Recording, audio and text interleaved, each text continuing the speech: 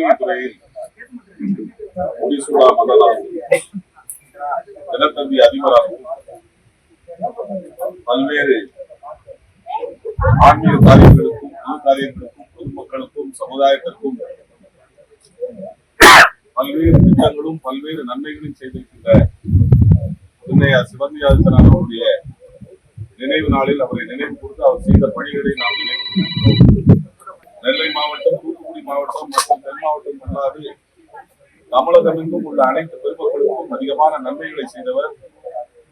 ஆன்மீக காரியங்கள் பொது காரியங்களுக்கு வாரி வழங்கிய வள்ளலாக திகழ்ந்தவர்.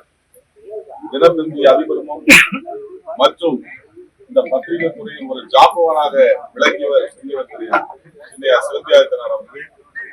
புரட்சி தலைவர் அமரர் எம்ஜிஆர் ஆட்சி காலத்தில் ஷெரீஃபாக இருந்தவர், இந்திய ஒலிம்பிக் சங்க தலைவராக இருந்தவர்.